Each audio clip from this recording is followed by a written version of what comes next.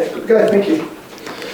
Good morning. There will be a number of Australia Day events in Adelaide on Monday, the 26th, that SAPOL has been planning for with event organisers. It's the Mourning in the Morning at Elder Park, Survival Day at Tartanyanga, followed by a march down King William Street, an Australia Day rally at Peace Park, March for Australia at Glenelg, and then in the evening, lights on the river at Pinky Flat and Elder Park. In preparing for these events, SAPOL has made public event declarations for those 5 events, and that will enable police to conduct metal detector searches and order persons to leave those areas if needed, such as if they pose a risk to public safety or public order. This will certainly assist police ensuring a safe environment for everyone that wishes to take part and visit the city or Glenelg on that day. We understand the temperature is going to be extremely warm, so we certainly ask people to consider that in their preparation as to whether they're going to attend and hydrate and so forth. We'd like to ask people that take precautions in relation to that so that it's safe for everyone to take part in that event. We will be obviously managing our patrols as they take part in the events from early in the morning right through to the evening with their own conditions in relation to the weather, and we certainly are committed to ensuring it is a safe event for everyone that does attend. We will have a zero tolerance in relation to any antisocial behaviour. We won't accept anything that's going to cause offence to anyone or cause any public order, and we'll be swift in taking any response for that. We want all the events to occur not only in the metro area but in other areas to be safe. That's why we've made these public event declarations for these specific 5 events, so that it's a safe event for everyone and that we can utilise the tools available to us to assist us in doing our job so that it's a safe environment for everyone and a successful event for everyone on their day. I'm happy to take specific questions. 5 events is a lot in the one day. Logistically, how is SAPOL going to be able to cover all of those events? We've allocated sufficient resources. The events spread out throughout the day from early in the morning for the Mourning in the Morning at Elder Park, and then conclude with the final event, the Lights in the River, which ends up, I think, finishing 9 or 10 o'clock at night, so with fireworks. So it's spread out throughout the day. We've got plenty of resources that we've allocated, appropriate command structure in place to manage, have an oversight of all the events, in addition to the staffing that we've got for the specific events as well. So. Do you have a number on how many people overall is Yeah, I'm not going to go into details in relation to specific numbers, but there are sufficient to police those events safely. And the numbers of people you're going to be dealing with? Yeah, it's a bit difficult to identify the numbers attending at each of the events.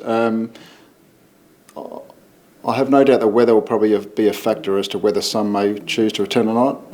Probably the events in the morning, the event at Glenelg and the event in the evening may still attract reasonable numbers. Perhaps the events in the middle of the day may be impacted by that heat. It's difficult to say what the numbers will be. We know, for example, the Australia Day rally with one of the organisers, from when they held an event last year, their first event had very high numbers, but then the other events they held, they weren't as much. So it's a bit hard to say what it's going to be on Monday. And there is always a possibility that, as the Australia Day march, Australia Day rally as an example, they may not march because of the weather in the peak of the day. So a lot of that's going to be flexible. We've all of our planners and officers involved in this have had really good engagement with each of the event organisers in relation to what their schedule is, and particularly for those that are planning to march. But obviously, it's still Friday now, and anything can change between now and Monday in the event. So. Are they worried about people, groups like the National Socialist Network attending? Are you worried about those sorts of groups? Well, these are the reasons as to why we've got this new legislation that we're using to have it as a public event declaration. It enables us to utilise those authorities, those additional tools in our toolbox. We're not going to tolerate any groups that are going to come along, or any persons, individuals that are there to cause trouble to other people. We certainly respect people's right to protest and have rallies and so forth peacefully, democratically. But But if people are going to come along and act like idiots and cause disruption to those people, we'll certainly take swift action so that everyone can actually enjoy the event, have the success of the event that it deserves to have. Have any of these groups given you any indication of a particular, should the temperature tip to a certain point that they would can some of these events? Yeah, I don't. It's probably been a little bit flexible. I think one of the events, the Light on the River, has sort of adjusted some of its timings. So as I said, probably, as the forecast gets fine-tuned today and over the next couple of days, then they'll probably more closely define exactly whether they're going to march or not march or time of events and so forth. But in relation to specific, temperatures, I'm not certain if they've gone down to that degree. But our planners have been well and truly engaged with all event organisers, as we normally do, to make sure these events are planned and held successfully. Can you give an example of the kind of behaviour that won't be tolerated at these events? If you're acting like an absolute idiot, if you're causing a disturbance to other people, they said there's nothing wrong with protesting and having a rally, but you need to do so in a respectful manner. And if it's causing a disturbance to other people, interfering with other people's peace and comfort, or it's clearly offensive, then we'll take action. So, how much more complicated does the extreme heat make it for your officers? Well, it certainly does. As I said, taken into account in relation to our pre-briefings, our briefings on the day, we need to make sure that they've got sufficient water and rest periods, and understand that people there on the front line in their operational equipment, wearing their multi-purpose load-bearing vests and their hats, and it can be quite tiresome and fatiguing operating in these extreme conditions, and especially when they're out on the road, assisting a march going along a particular route in the sun.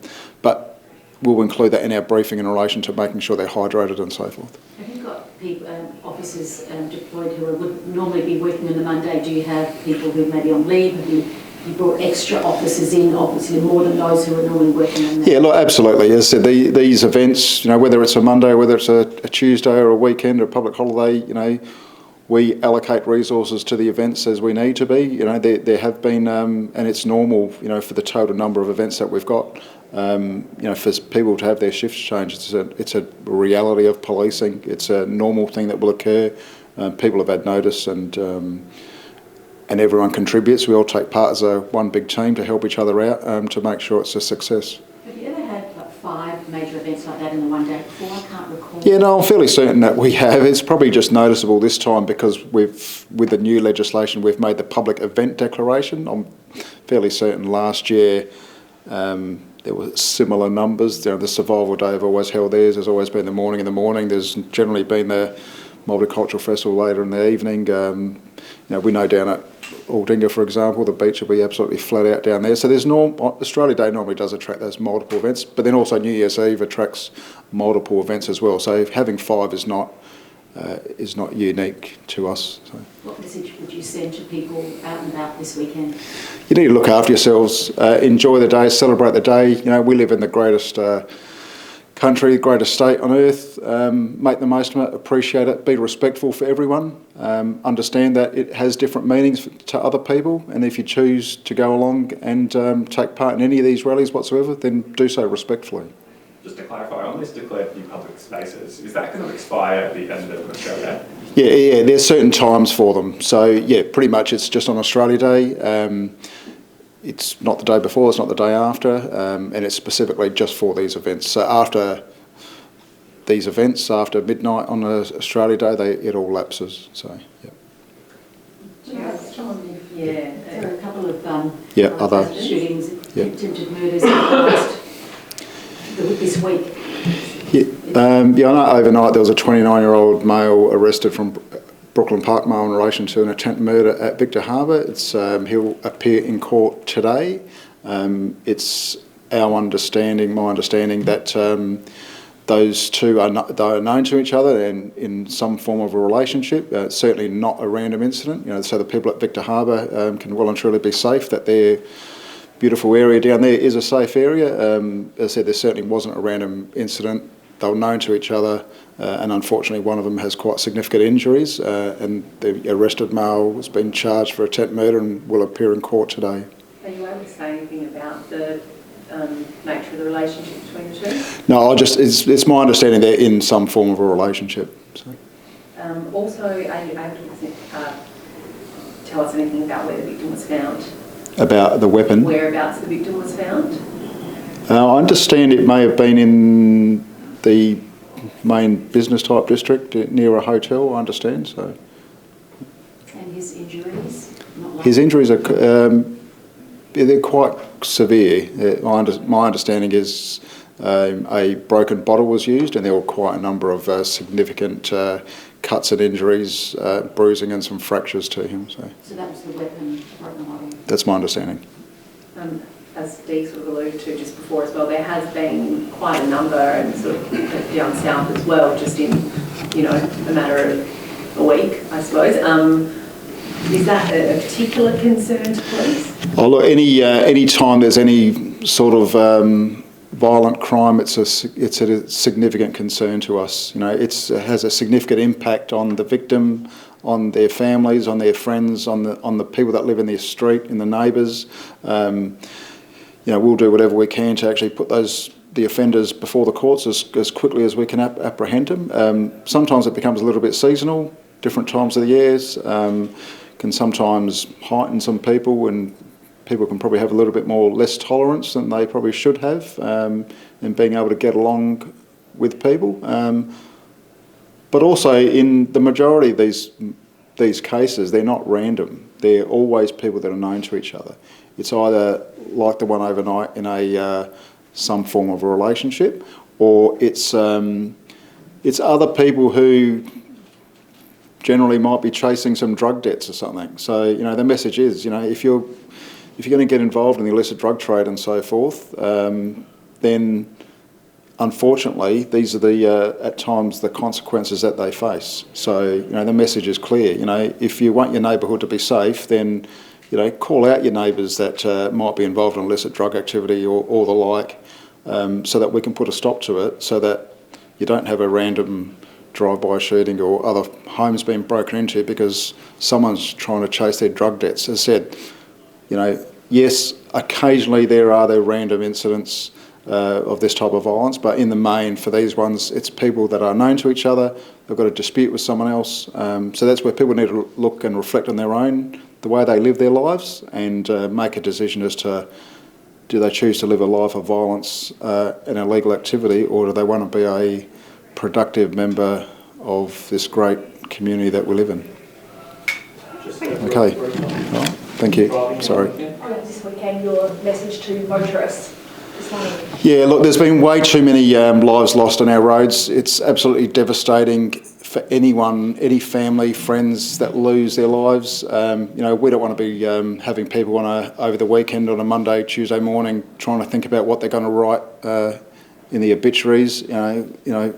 I'm sick to death of people saying, oh, they were a great guy, they were this, often, they'll drink driving, they'll drug driving, they'll speeding, inattention, dangerous road users. So, yeah, you might be a great person, great guy on one hand, but, think about actually how you're driving so you can actually leave a better legacy to your family and friends as being a truly great guy, great person, not having that on your obituary. Thanks, everyone. Okay, thank you. Ta.